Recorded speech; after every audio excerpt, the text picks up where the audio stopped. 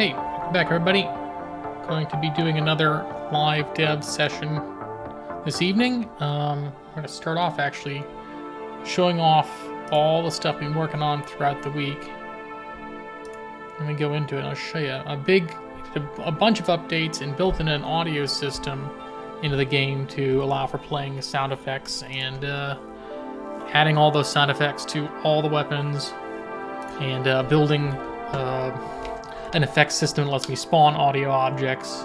I put a little video showing off the traps that we've got in the game now. Two basic ones. Here is the spike trap, and the other one is this frost trap that will fire a bolt. I'm going to turn down the background music here. We can listen to some of the audio.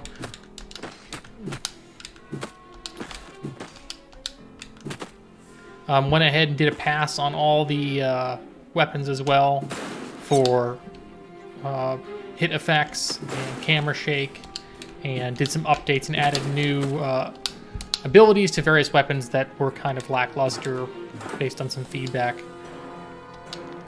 And I will reiterate, in the description below I've got a link to the web page so you guys can play it yourself and give me some feedback. There would be great, getting an idea of how to make the weapons feel good before I start working on building a million different levels for the content side of things. So we're going to go ahead and just grab, you can hear that the hammer's been updated. We've added a change of the size of the two ground pound attacks. One, he's got this dash one now as his special attack in addition to his poke. And then he has the longer swing, or the longer hold down, which will do an even bigger area. Still haven't figured out a good way to get an idea of where you're going to hit, except for kind of the general area. And I've kind of just said, okay, well, if you're close, you're probably going to hit somebody because of the size of this thing now. Let's see. I've added a couple of different sounds to this. You can hear the throw sound off of it. I'm still working on getting the audio fixed for the streams, so I'm not sure exactly how loud these things are going to be. Hold on a second.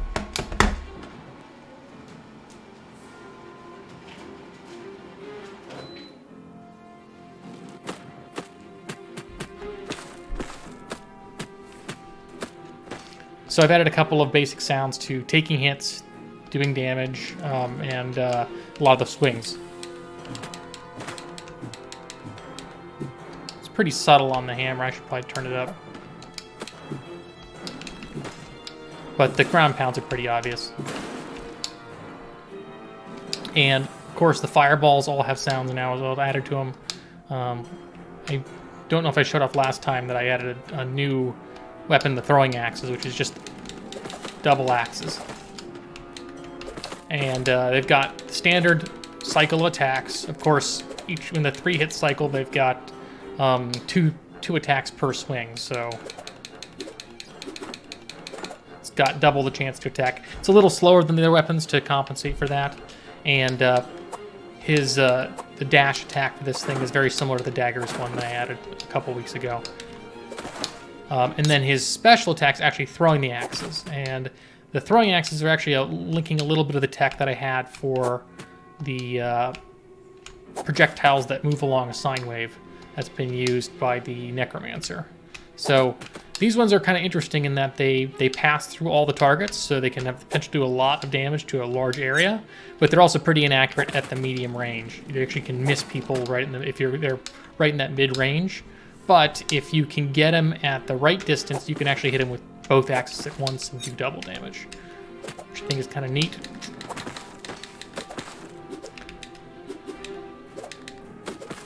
I did turn off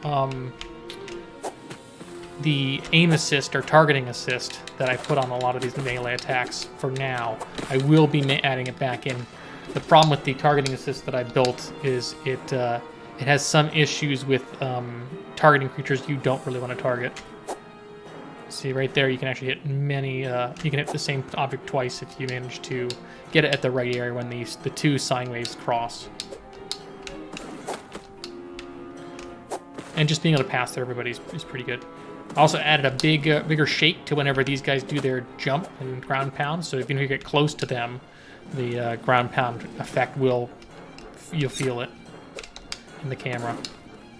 And also did some changes to how the shakes are populated in addition to the audio stuff. So the sword didn't change too much. It still has its 3-hit swing. I made some adjustments to the timing, and I added a little bit more to the shield bash. Now this does quite a big stagger effect.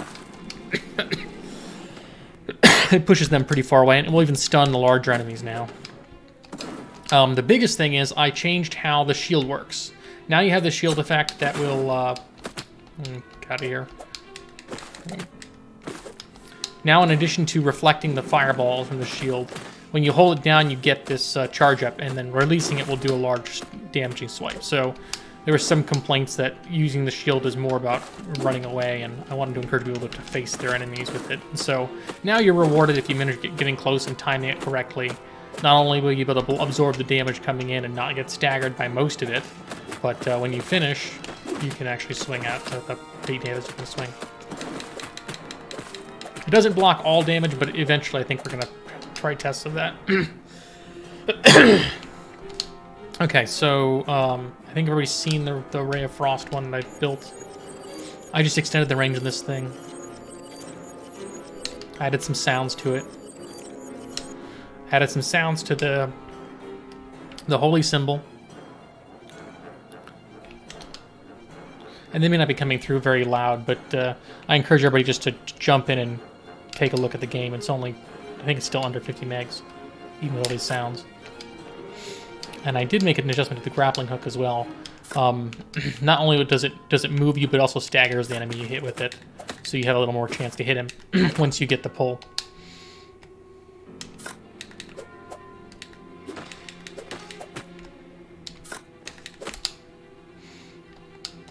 You can do things like pull guys onto traps now, which is kind of nice. Let's see. What else? We got the axe hasn't changed much. This now has a looping sound added to it.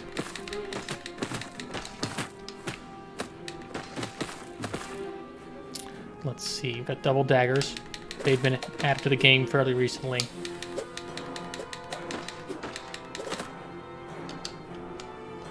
Oh, looks like there's a bug in the idle animation for these guys too.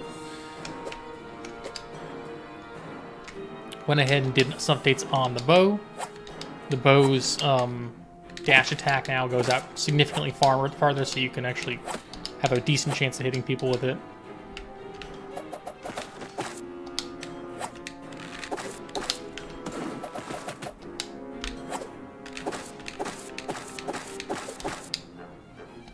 Okay, and then let's see, what did I miss any? No, I think that's about all of them. No, we got the fire staff here.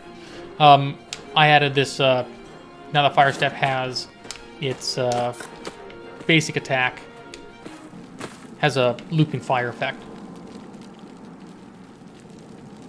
And you can hear it if you listen carefully. I can barely hear it right now, but I'm sure it's coming through louder on your end.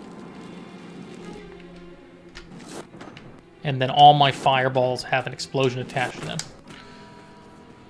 Okay, let's see. We got throwing knife as well.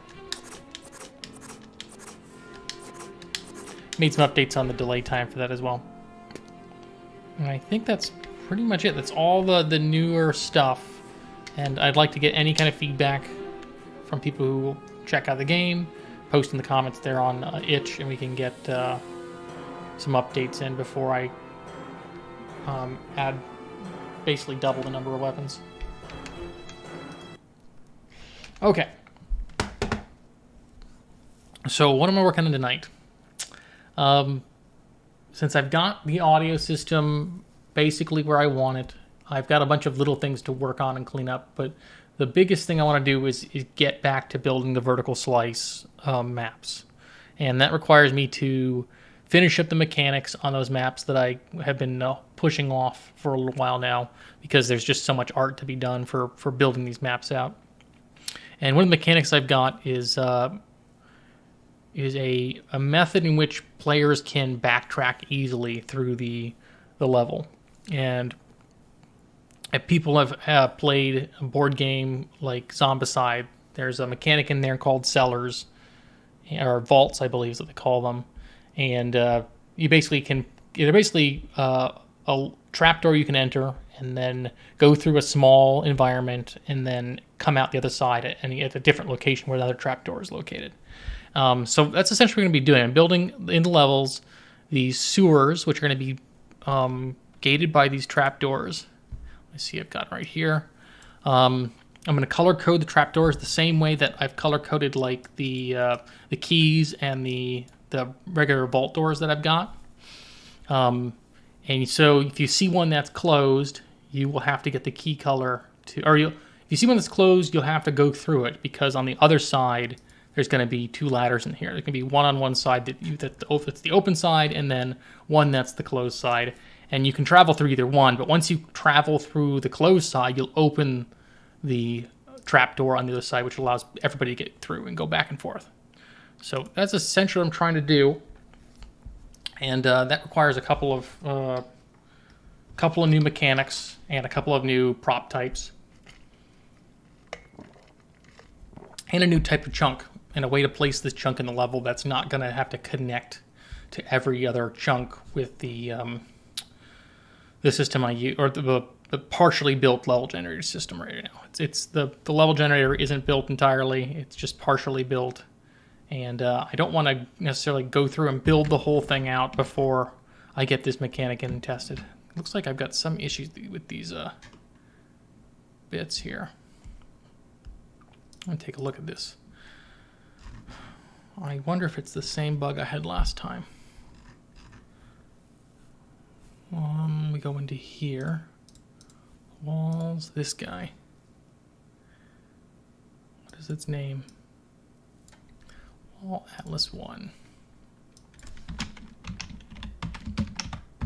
Notice that Godot does something weird with the alpha occasionally if you don't import it correctly. So, no, fix alpha border is turned off. Okay, maybe it's on my end then. Although that looks suspicious. That little error there. Okay, so this is my basic layout of what these sewer chunks are going to be. I'm going to have some sort of ladder down there, and a ladder up here, and then I'm going to use the scripting system I've built to determine which one is the one you enter from which part in the map, which is going to be a little more complicated because I have to go into my level generator system and set up these chunks in a way that they'll read correctly for that. Okay, but first thing I'm going to do, let's build the sewer chunk. Got a lot of art. I don't have a whole lot of art that's specifically built for sewers, but let's go ahead and just throw in some stuff here. Actually, let me just paint the shadows while I'm here. Ooh, this chunk doesn't have the shadows at the right resolution. That is weird. I could have sworn I copied one that did.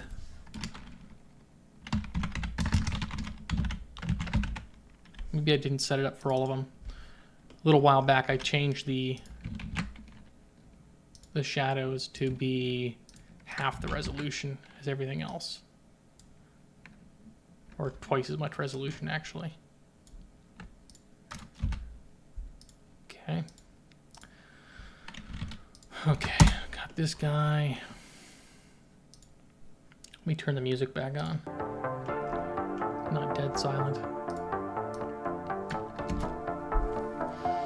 Okay, just paint in some shadows here.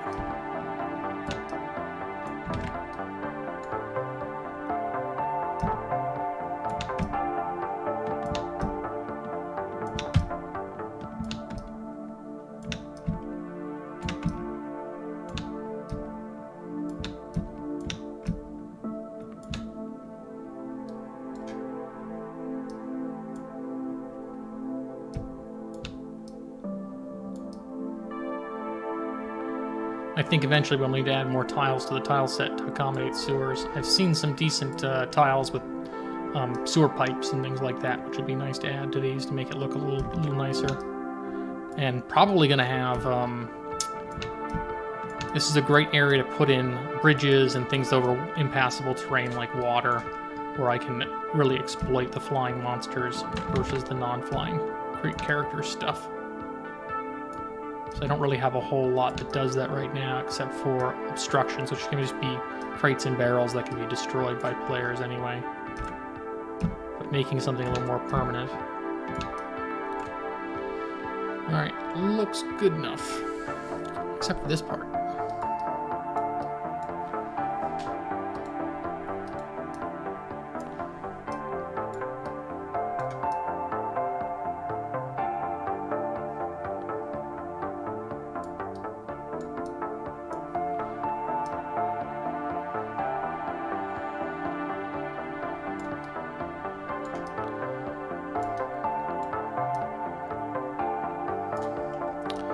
Just got to be careful. This chunk will never be visible from another chunk, ideally. We have a border that goes around the level. I'm going to figure out how I'm going to make the border work with this kind of layout, because all of the edge chunks that I've got in the world are these see-through gates. So like this piece of geo. Wait, visibility notifiers to turn on. That's another thing I did. I went through and I added visibility notifiers to all my chunks so that they don't even try to render when they're off screen. But I don't know how useful. I don't think I got a whole bunch of gains from that. I know people were saying they double the frame rate, but I'm thinking maybe it's only for stuff that runs something like process or something.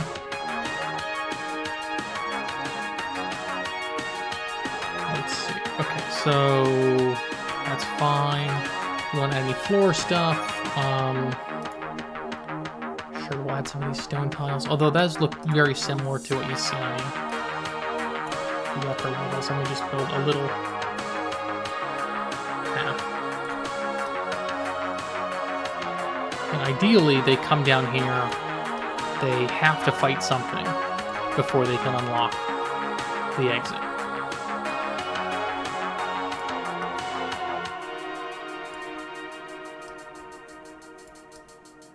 Because we want them to backtrack, we don't want the backtrack to be free.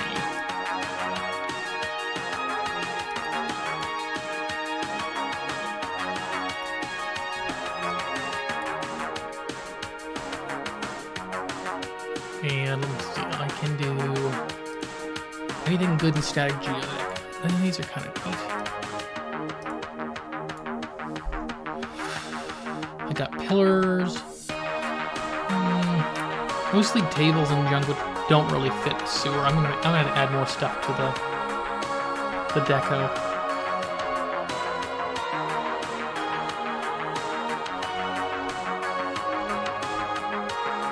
Yep, nothing useful, just some pillars.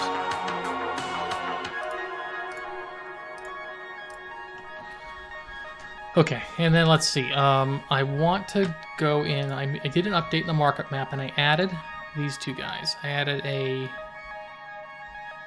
ladder up. Ooh, that looks ugly on that thing. So the problem with this ladder, I'm gonna have to change. I'm gonna move it into the obstructions map because they need to fade with the walls. We've built this great shader that fades down to a darker color from the walls top to bottom. And I want that piece to take it as well. I'm trying to figure out if I want to place this. I should probably place it here, not on the wall.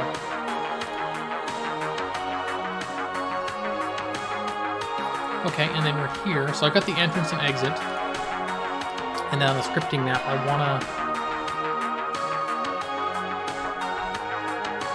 I need to like somehow on the scripting map tell them that this tile takes you up. So what I need is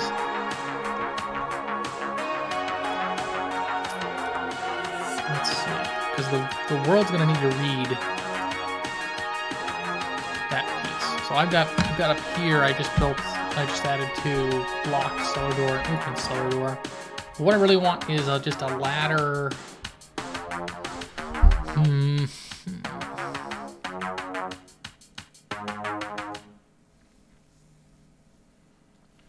If I do it, call it like ladder purple. Let me see. I'll call this sewer because I want to make sure that I keep things named properly.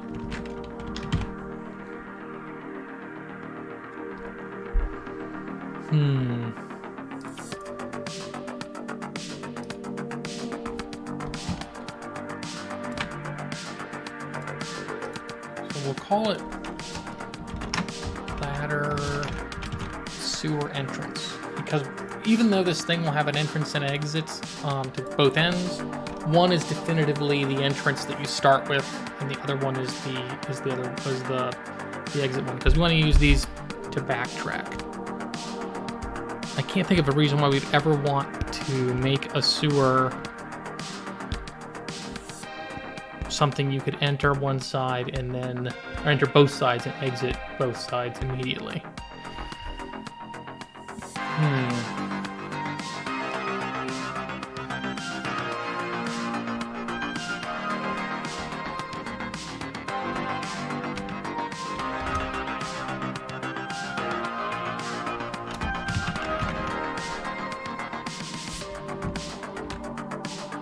And this needs to be, so if this is, this probably needs to be tagged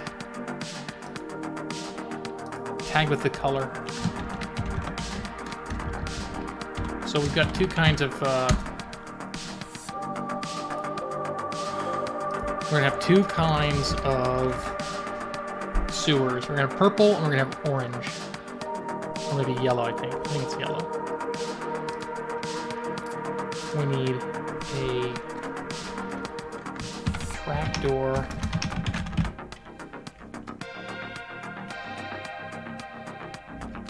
Purple sewer.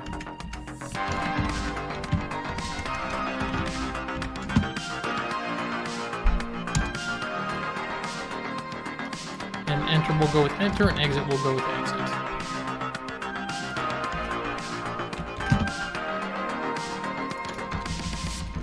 And I'm wondering if this needs to be tagged like that, because it should be able to find it in the list that I'm going to build.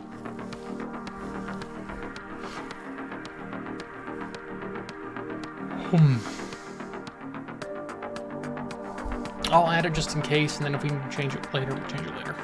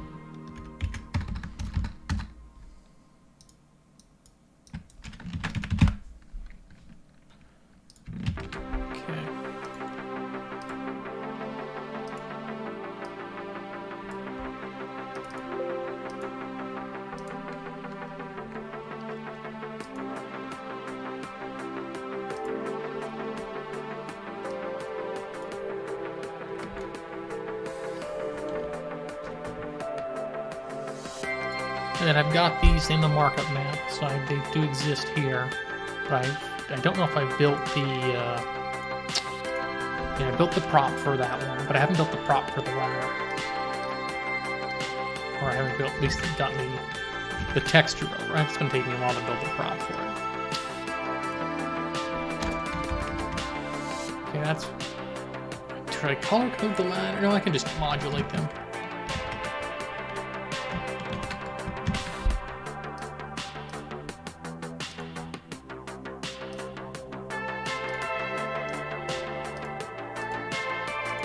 Yeah, actually, I don't want to use that map. I want to use the obstructions map because that guy lets me modulate the color a little differently. Or do I have it on? No.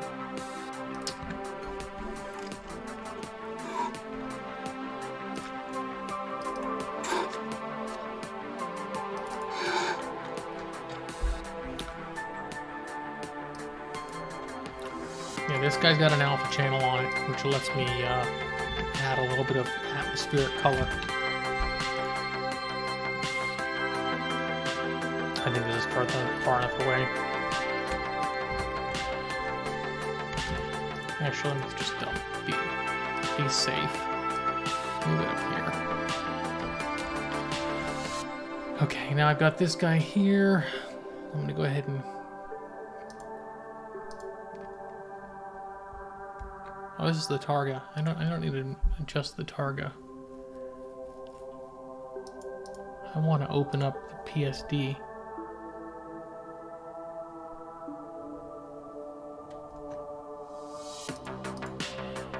Yeah.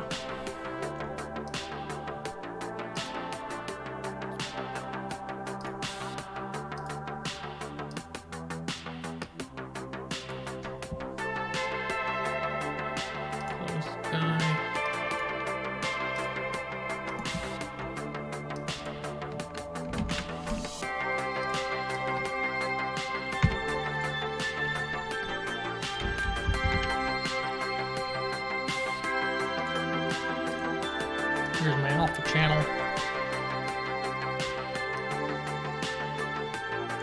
Let me just copy that. Place it right on top of it.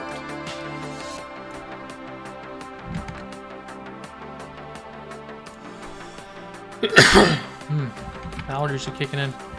Let me see.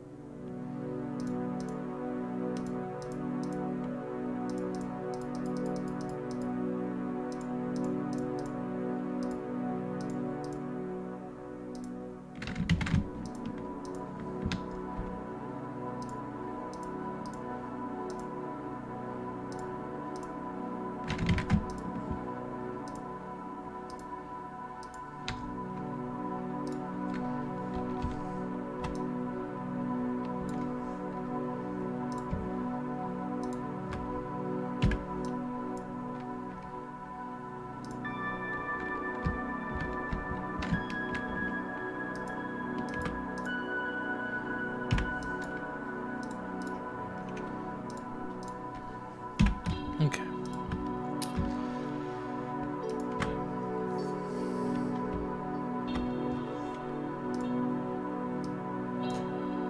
Do I have one that goes all the way down? I probably don't.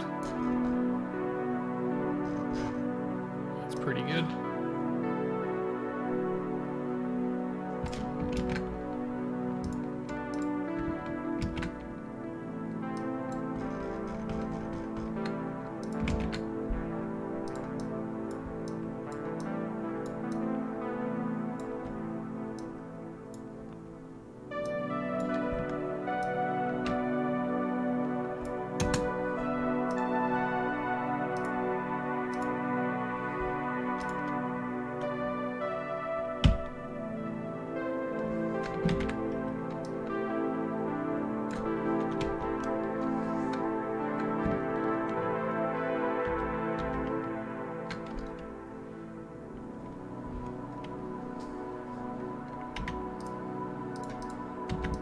Okay, good enough.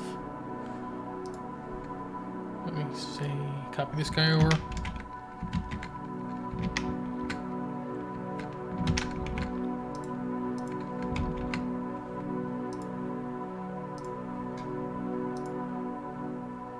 Save it as the target.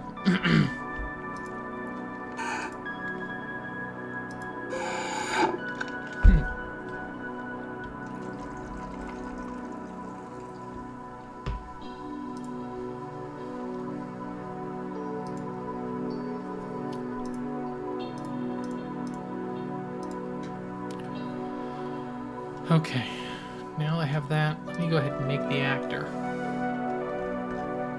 What do you want, buddy?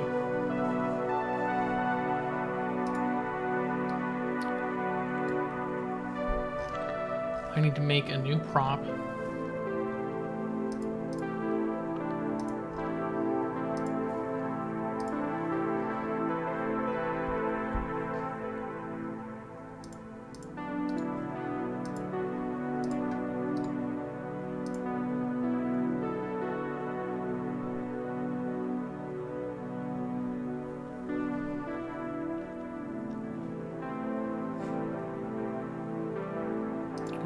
That's all. That is not right. Okay, I need the actual. Where the heck are my actors at?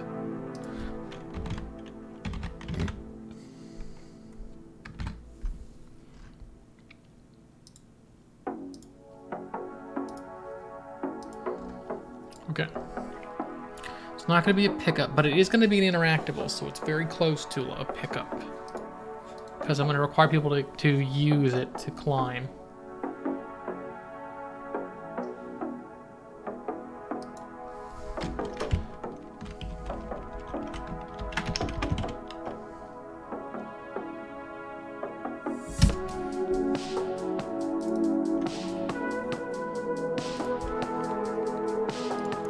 Got interactable. Actually, this is not going to be a... Oh, why is it opening dash pickup base whenever I do that? I hate that. Go and save.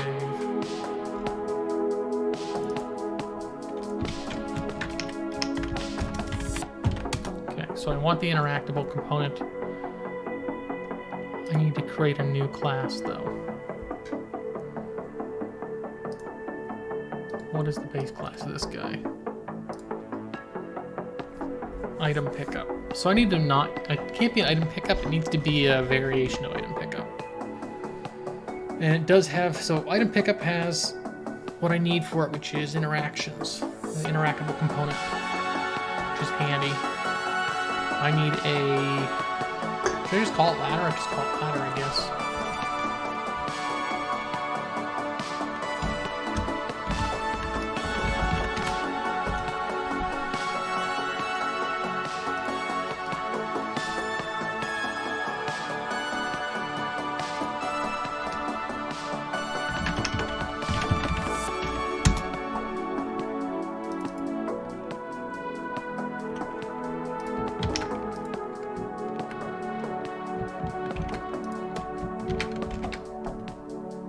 Any of this stuff. I don't need any swap stuff. I just need this. I need the interactive component. And I need the interact complete.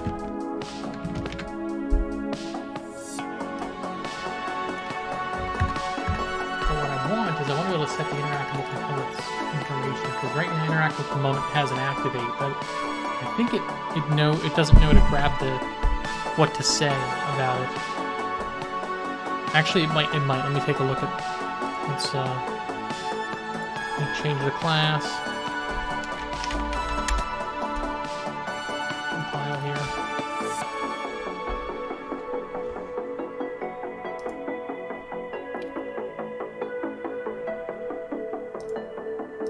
Okay, didn't like that.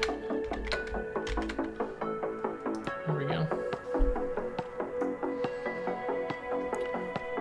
Okay, it's got some junk that needs this pickup proximity crap needs cleaned up in the cleanup time, but it also has this interactable component. Aha, it has text, so climb is my new complete time. Yeah, that sounds about right.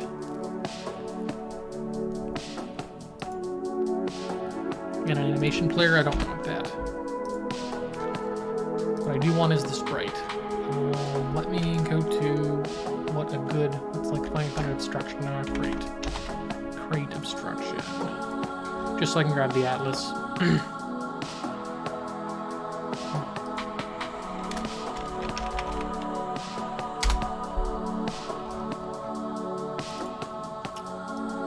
Oh, I saved it out with the alpha on.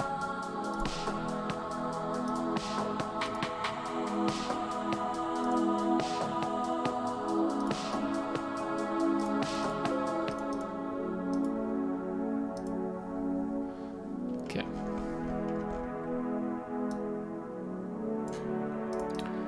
Occasionally just turns pixel snap off randomly. Don't understand it.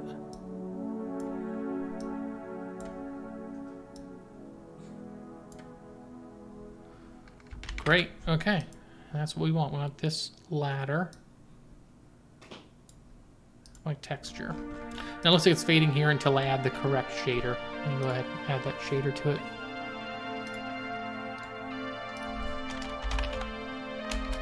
Oh.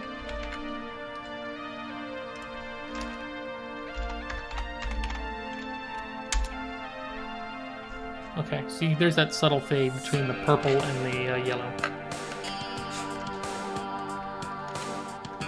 And I think this thing's going to register at the bottom here. I really want it to... You shouldn't be able to go behind it.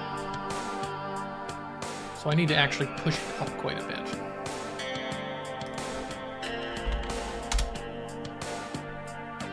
It's not going to have collision. So it basically needs to be flush with the wall if I can make it. Good enough.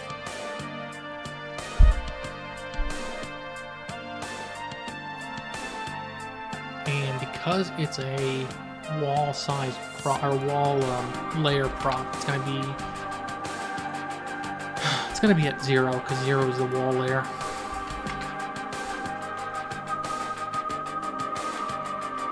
Okay, now that I have the ladder and I have a markup for the ladder, let me just look at the scene. He may not even show me what, because the camera's not gonna be in the right spot.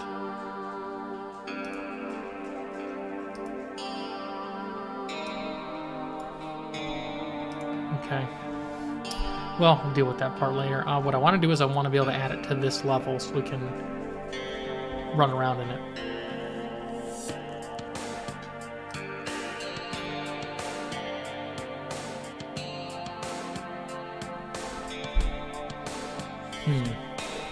That means I'm going to have to mark these up actually on the wall there, so that's going to be interesting because that means the interact location is going to be really close to the wall. Hey bud, you want in?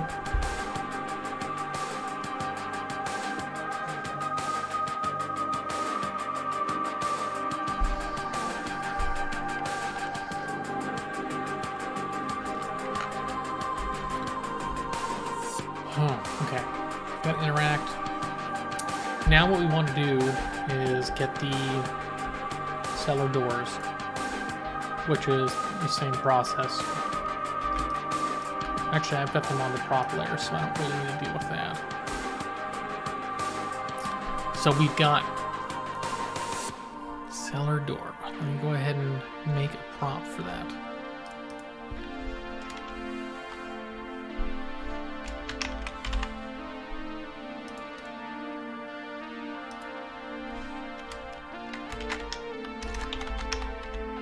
Column trapdoor.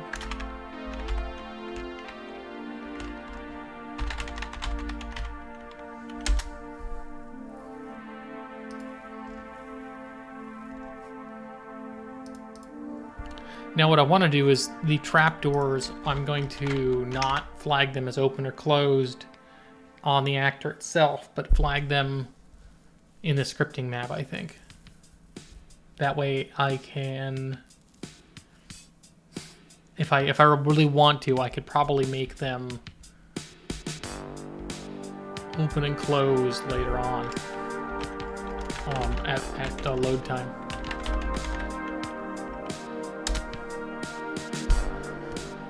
Okay, trapdoor purple. I want to create a new actor from this thing. So we've got ladder. I need to grab a sprite for the trapdoor. The ladder sprite was there, but the trapdoor sprite's going to be on the prop layer. This guy. Duplicate this guy. Just trapdoor. Trapdoor purple.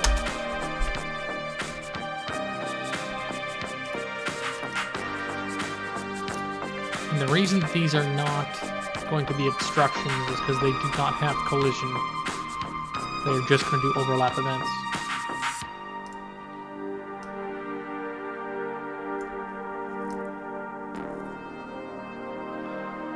And this thing's going to have 2 frames of animation.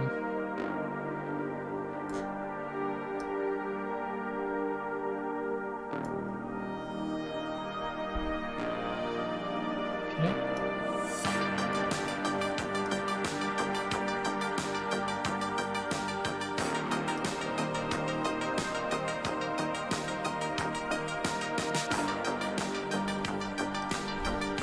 And this one's going to be closer to the center of the pile.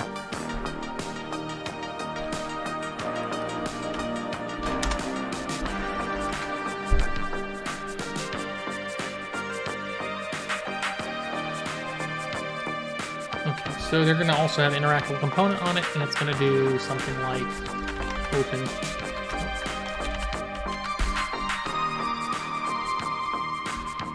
Actually, we don't necessarily want to call it open. We want to.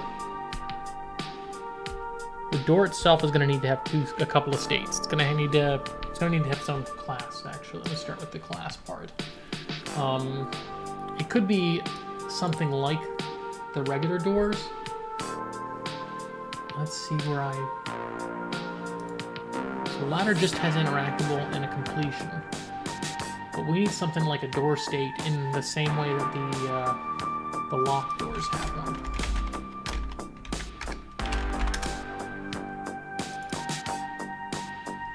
Yeah, they've got some, but the lock doors themselves they're not props, they're obstructions, which is going to make this a little more difficult.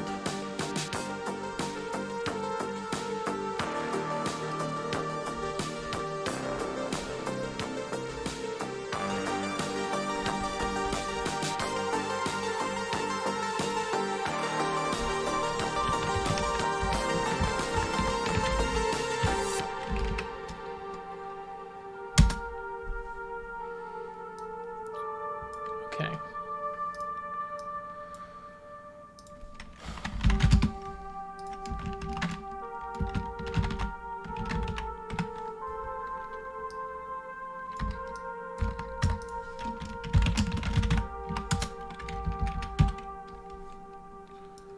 Okay, so I like what I've got here with the door state.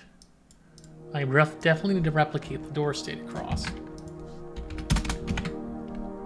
And required item is probably, we're not gonna have a required item for these, I don't think. Should we make them required item?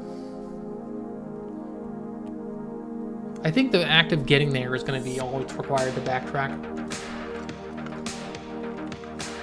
So I don't need that. We don't need, we do need to grab the sprite.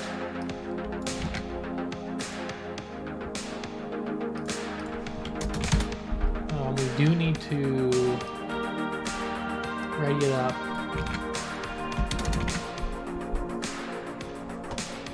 We don't need these two because it's going to be, the sprite's going to be a single sprite. I can't imagine why we'd need more than one.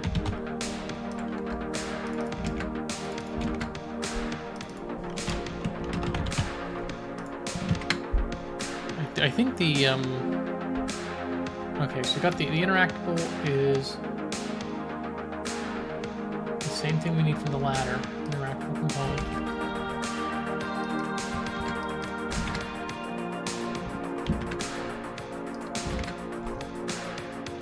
We don't need a hitbox, this thing's not gonna have a hitbox. Subtype parent set, let me go take a look what this actually does. I think this might actually call the sprite up, yeah. So actually grab a sprite, I don't need to make a unique one on here. Prop subtype is already doing that. I don't need my own.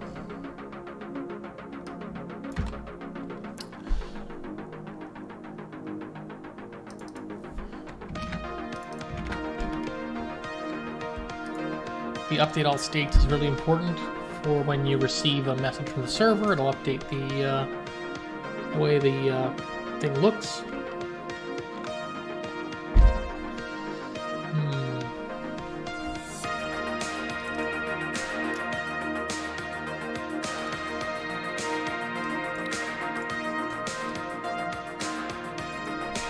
This is important. Handle subtype data will... This is when the server gets the message of whatever bytes. Generally, when a prop is replicated across the server, it just gives the two pieces of information. Gives the type of the actor, and the subtype actually, the enum name is a byte, and then it sends the position data across. So, which is all you need to place the thing in the world without updating all the other information that comes with it. But I think the way that I've done this for the subtype data is different. So subtype data is a little more complicated. It actually is the data that comes across that's unique to the subtype.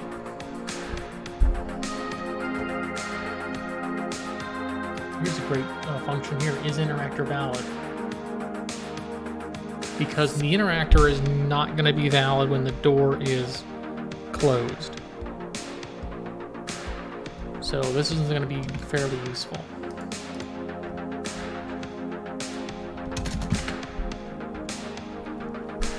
Okay, so I want to see if... But all I need here is interactor valid is going to just be based on the actor if he's not null, and then the last piece is what is my door state. So if door state is open, then return true. Anything else is going to return false. So we can only interact with this thing if the door is open. Okay, and then interact complete. This is going to be interesting because the interact complete is going to be you moving into... This is where you're going to move into the cellar. Or the sewers. Which will have to teleport the player. So really this thing needs to know where its connecting ladder is.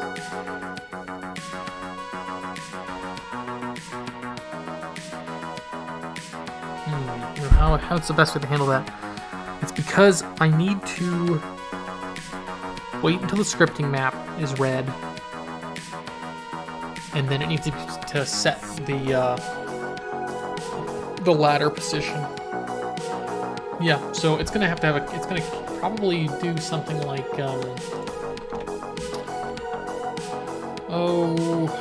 let's do.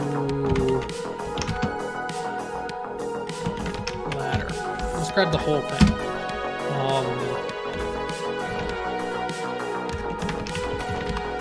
And this is the ladder that it connects to.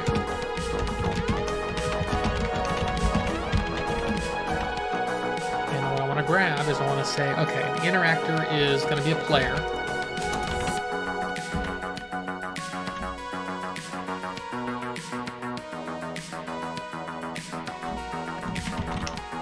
Okay, creature, the interactor. And what I want to do is I want to, for right now, because the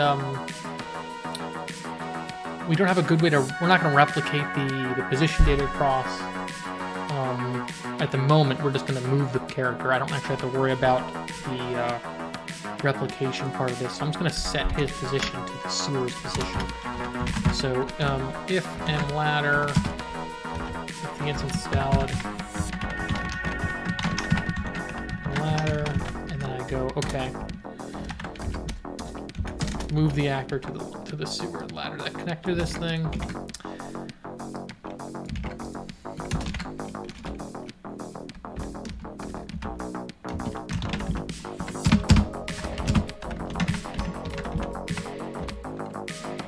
So that should teleport you over there. But this is a big to-do because there's going to be the way that we replicate or we send messages across for the purpose of networking is we send them at a pretty constant stream, and then we lerp the position over time. So obviously you don't want to see people lerping across the map. When you go to download these, that would be very odd. So I don't know if I've made a minimum distance check to where if you're so far away from your target distance that it just sets you there. I might be doing that in some areas, like with the first or second event, you don't lerp across, you just jump, which may be enough to solve the problem, overall. Because if you can assume that if you're moving so fast, the lerp would be, several hundred or several tiles even, then you're clearly teleporting. But yeah, because the problem is if you were to send a replication across with teleportation data and it teleports you, but then a packet comes through before your teleportation goes through, it can do some really funky things. So I'll have to figure out a way to solve that problem. It's probably an ordering thing, actually. We probably will just use timestamps. All of my movements have timestamps on them. So I could easily send a timestamp over. It says, hey, this is the teleport timestamp. Pause my stream of I don't know if you ever want to pause the stream of position data. Okay, we'll think about that.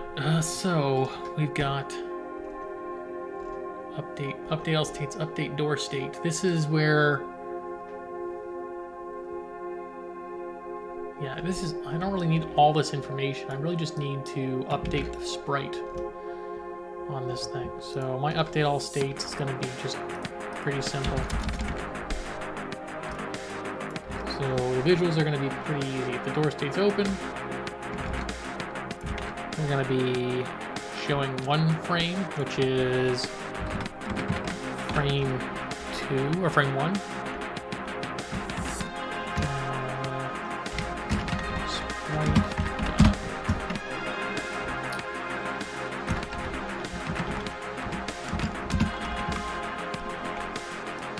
And if it's closed, we're going to show frame 0.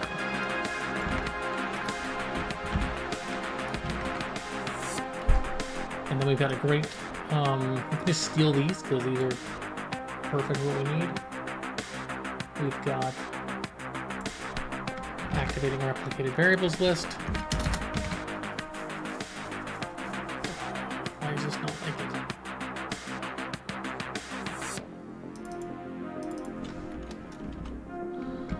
it? Okay.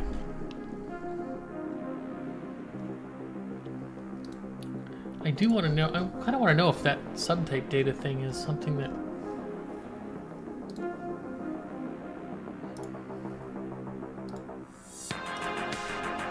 I wonder if it's even used anymore, because I remember sending just the position data across and then replicated variables. Yeah, this is not called. So we're going to dump this. Yeah, I didn't think that they were still used because I've been using the rep-bar system for everything else besides the initial placement of actors.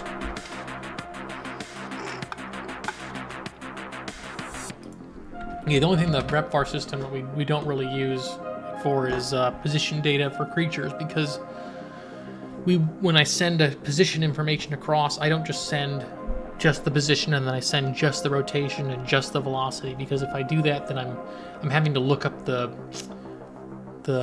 creature's GUID on the other end for all three of those values, and it really doesn't work out as well. It just balloons the amount of messages that go through.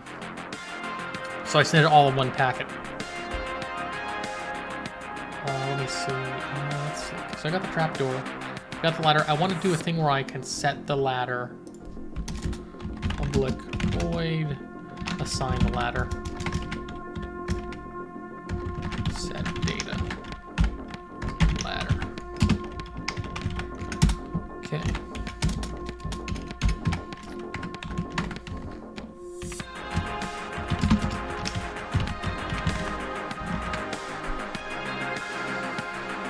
want to, because the data's going to have the ladder, and it's also going to have the whether it's closed or open.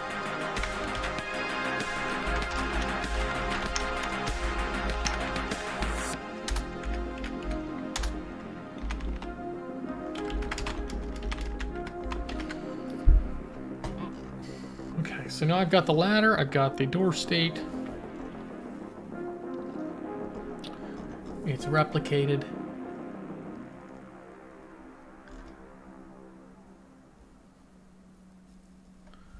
Okay, now I need to... First thing I want to do, I want to make sure these things actually spawn in the world. I got to add them to the markup now.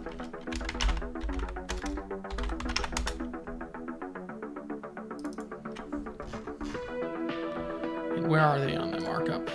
Let's see.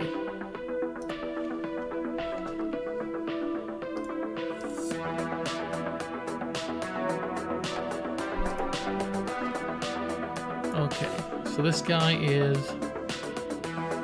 these two, right next to the chair.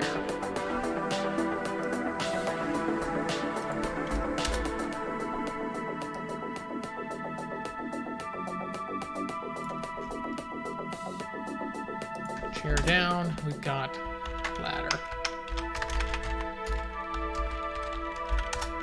And trap.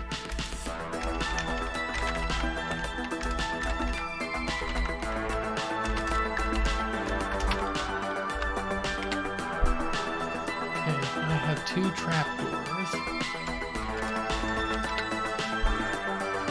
I need to make sure that both set as props.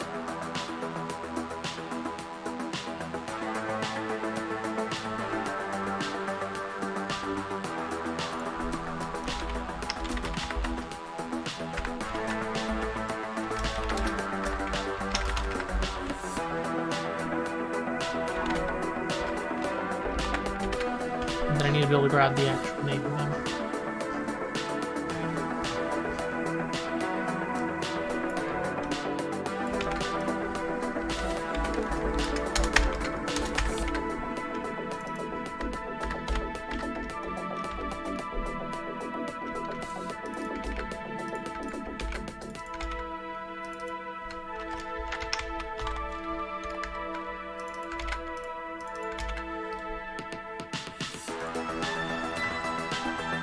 Okay, let's see.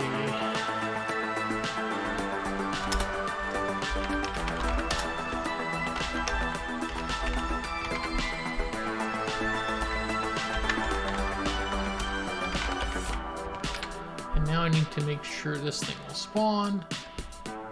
Let this go.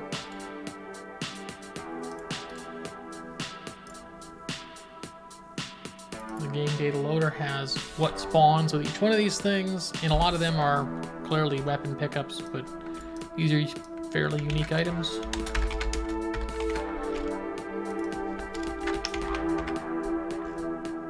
It's interesting that I thought I put gold on here, but I guess I didn't.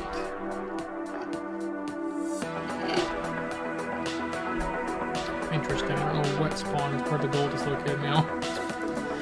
Okay. So given that these are all in the same folder, in the subtype folder,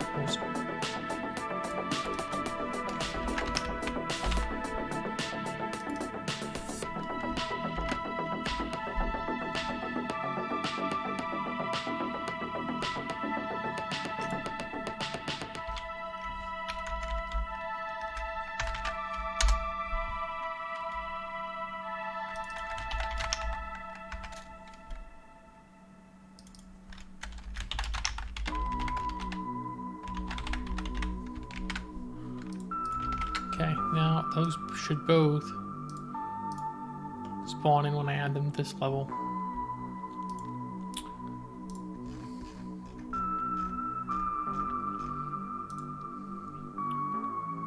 You put a ladder here and here, just so I can see what it looks like, and a trapdoor there.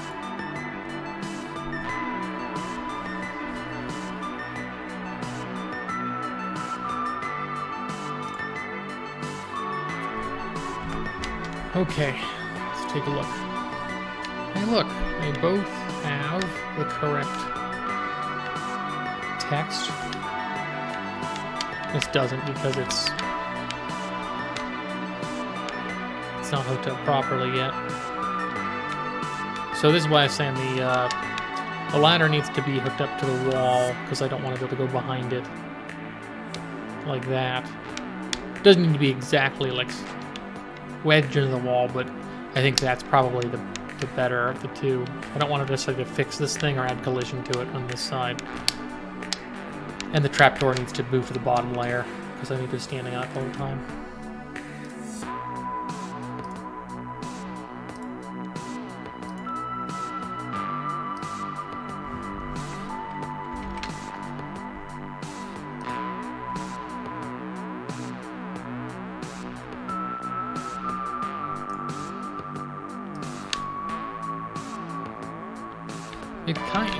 It looks fine, I guess. It kind of radiates a little bit because it's not fading like these guys into the ground color. But I think it's probably good enough. I don't necessarily want to move it over to that layer. All these things have to be moved over to get that subtle shading.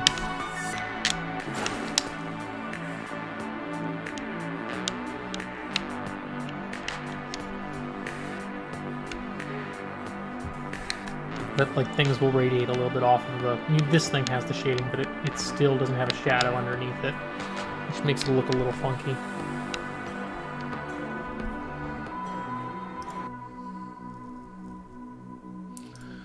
Okay, now that I've got those two and I have a chunk, let me go ahead and actually add that chunk to the level, and we can start thinking about how to hook up the level with the teleportation. So my real basic level the levels don't really generate so much as they get fed a seed right now.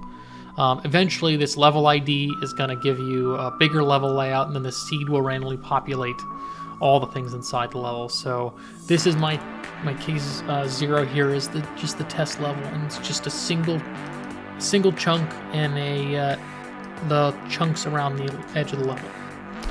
But what I want to do is I want to make a new chunk data and make my sewer.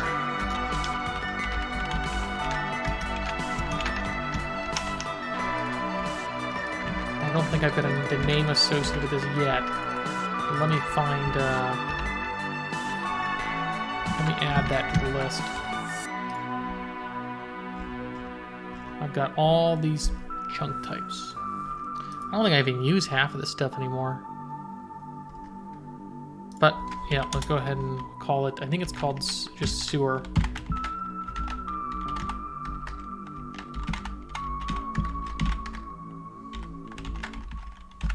Plenty of room for extra designs later. And I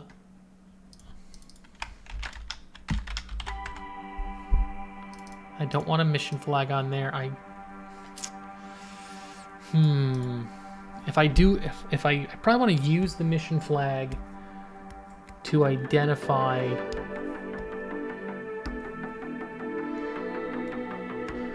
do I want to identify it as something in particular? Because it already has it being the purple sewer. So I'm guessing no for now. If I have to do it later, I will. And I have the seed value. All right, so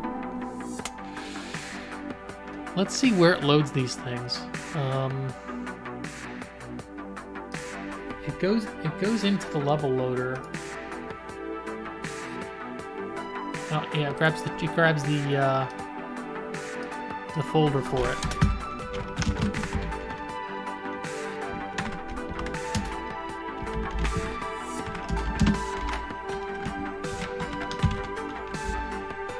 Did I name it something different? Sewers.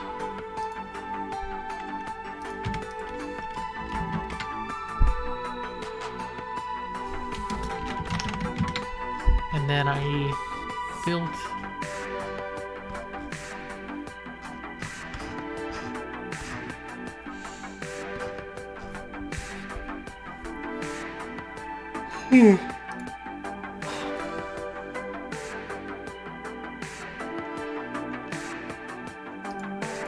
So on the X count, it needs to have an extra spot. Okay. So let me just see if that will actually load the chunk in that I've built. Now it should be loading the chunk directly to the right.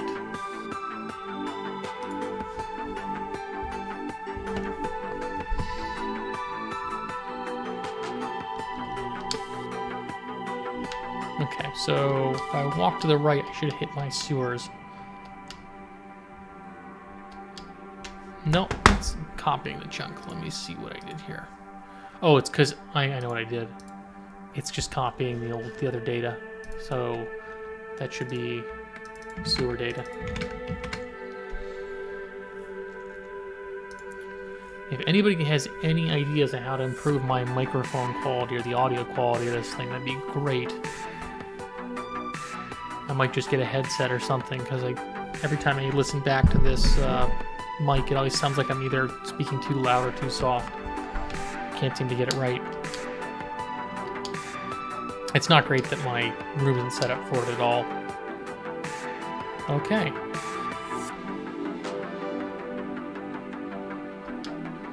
So this is definitely the sewer.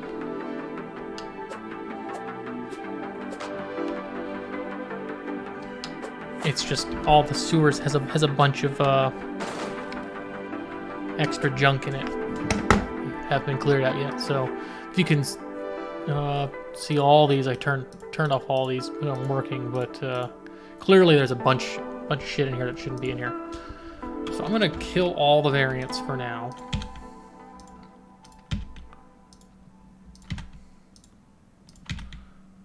And eventually the variant system is just gonna be what I use to kind of make each chunk even more unique every time you play the game.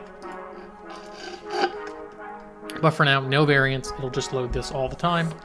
And I need to do some assignment. So I've got a ladder, purple sewer enter. So we want this thing to be the entrance and exits. And I want to change this because the ladder is actually better up against the wall than it is across the way. Actually, I need to move that scripting map because it won't catch the tile at that location. It needs to... That's the exit. That's the entrance. So ideally, you will drop in. Actually, let me take a look at that too. You'll drop in here, and you'll have to walk out there, and it'll bring you to the other trapdoor. And let me take a look at the visibility. This is why it all looked funky when we walked around through that wall. It's because I have blockers everywhere.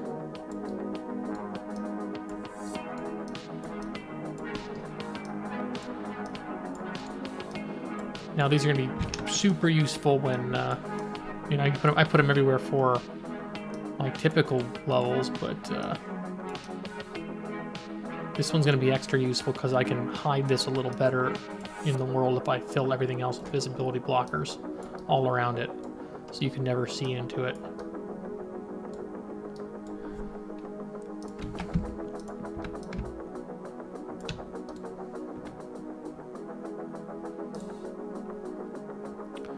Man, that is always like a 50-50 chance of that working.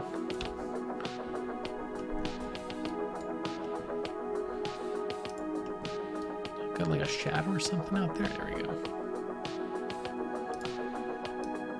Now there's a bug in my visibility system too, where it will sometimes draw one tile through where it shouldn't. I'm going to need to dig into it at some point.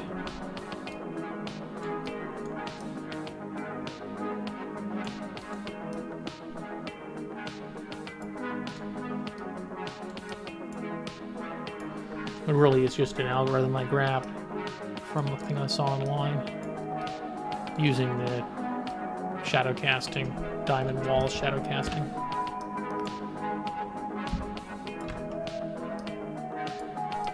I'm sure I can figure out a way to fix it though.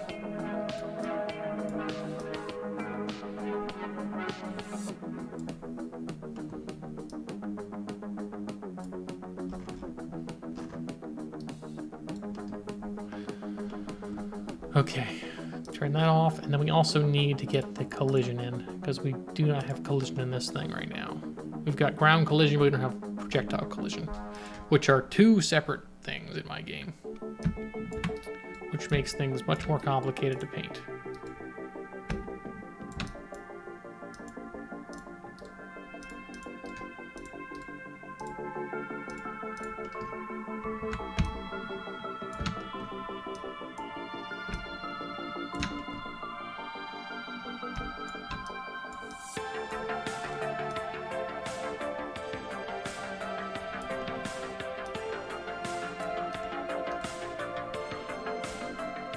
Okay, here is my top collision.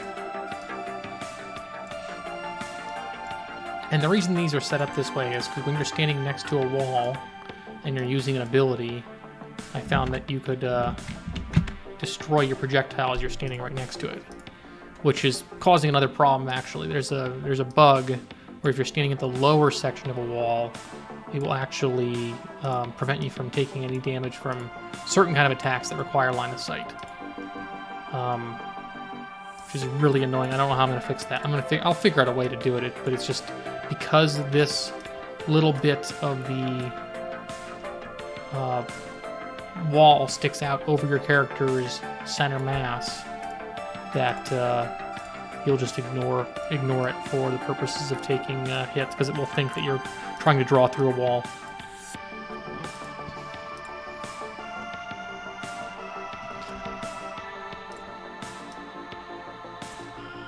Okay, that's good enough. So now I've got this, and I've got this, and we've painted those ladders. I need to remove these ladders. I want to put a trapdoor. Let's put the purple trapdoor right here. We'll just leave one right here. And we'll leave the other one, and then we'll mark it. We'll mark it as the entrance. Trapdoor, sewer enter, and then we're gonna have another trapdoor. The exit, we'll put it out over here. We'll place that trapdoor down.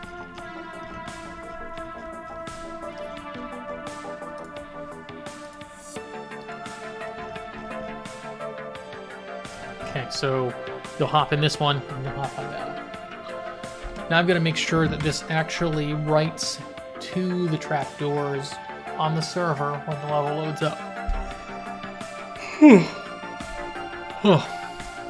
What that means is I need to go to the scripting manager. Let's see. Scripting.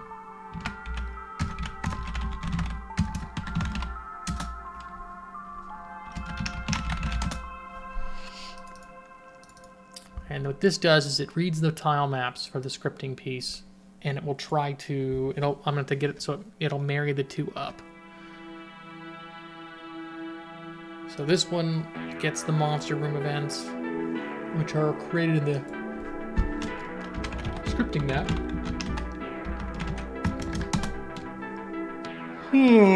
Scripting tile map. Let's see. Populate the spawn point data, which is fine. These are the event data for the monster rooms. Now we want to do something similar to this, where it cycles through the tile sets and it finds the trapdoor events. And I want to make a new scripting node and type.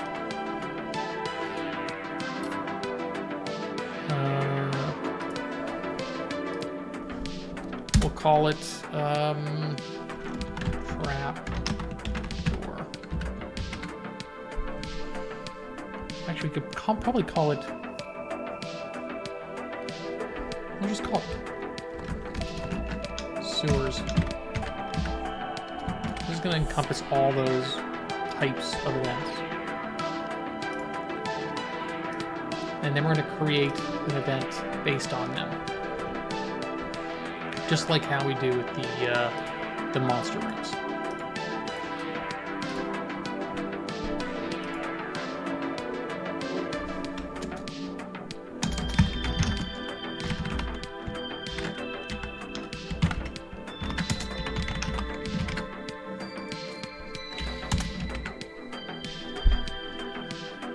Okay, so if we have an event we've not created an event for it, we will create one. So I'm going to use this. This is pretty happy with how this thing was designed. So we're going to call it sewer event.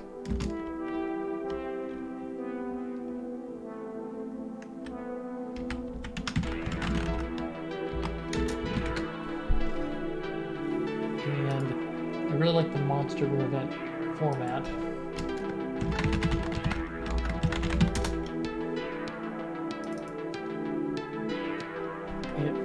Tracks all the information relevant to it. And I can even call into it if I'm going to teleport somebody, which is nice. I can actually use this as my metric for all the events that are tied to it. Although,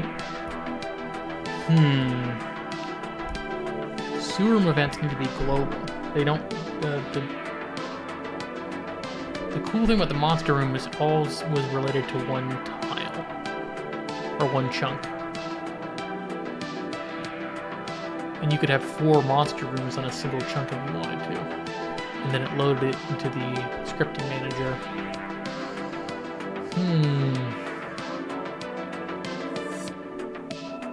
I need something more global. I need to not create another one of these every time the chunk picks up something like a sewer event. Yeah, I need something that exists outside of this. I basically don't want to create this per chunk or up to 4 times per chunk that's living in the wrong area.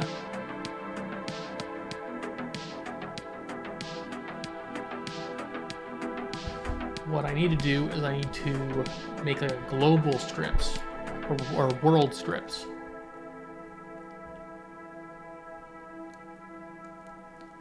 Without creating one here.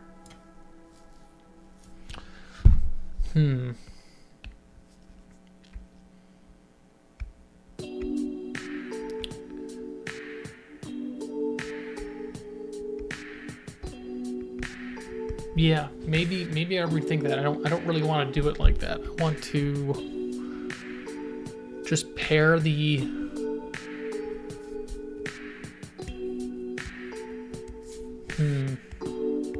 So previously, the tiles would just link to each other on a global level. And that's kind of what I need to do again. I need to go back to that method for this. Even though the tiles in that method were basically always next to each other. Well, you know, it's getting late. I'm going to go ahead and call it tonight. I think about this a little more. And we'll get back to it. Probably have something done sometime during this week and get this thing ready. And ideally, the level will be... I'll build a nice vertical slice that encompasses a fairly small... It's going to be a smaller map than what I've got in there right now, but I want to get the pacing of a standard level out and tested. Hopefully with enough people to go in and actually play in a multiplayer version of it. And then I want to start tuning out the AI for the director, who will tune up and down the monster spawn rates, and then do all the stuff what I do for multiple people in the same level versus a small number of people. Tune it for that as well and let it scale properly. All right, let me know if you guys have any questions, and I will keep looking into mics and making my audio better if I can get it. I'll see you guys next time.